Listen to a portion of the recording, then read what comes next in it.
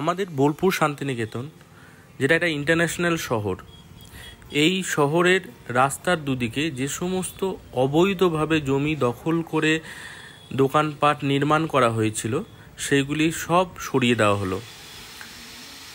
আজকে 29শে জুন 2024 সালে Bolpur tourist lodge মোড় থেকে শান্তিনিকেতনের নিশা লজ পর্যন্ত রাস্তার দুদিকে যত অবৈধ নির্মাণ ছিল সমস্ত কিছু ভেঙে দেওয়া হয়েছে এবং যাদের যাদের দোকান রাস্তার ধারে ছিল, যেগুলোর কোনো কাগজপত্র ছিল না, সেগুলোকে পুরোপুরি ভেঙে দেওয়া হয়েছে।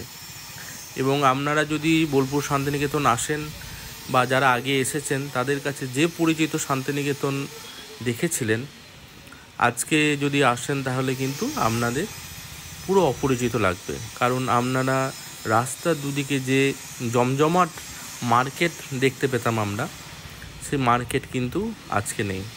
সমস্ত মার্কেটই কিন্তু যেগুলো অবৈধ ছিল সবই ভেঙে দেওয়া হয়েছে এবং রাস্তার দুদিকে আপনি পুরো ফাঁকা জায়গা দেখতে পাবেন। এখনও দোকানপাট ভাঙার কাজ চলছে, পুরো কাজ কমপ্লিট হয়নি। খুব তাড়াতাড়ি সরকার প্রশাসন থেকে নির্দেশ দেওয়া হয়েছে যে এই যে সমস্ত দোকানগুলো অবৈধ আছে, যাদের কোনো কাগজপত্র নেই এবং সরকারি জমি দখল করে নির্মাণ করা হয়েছে, সেগুলিকে নিজে থেকে ভেঙে নিতে হবে। 24 ঘন্টা সময় দেওয়া হয়েছে।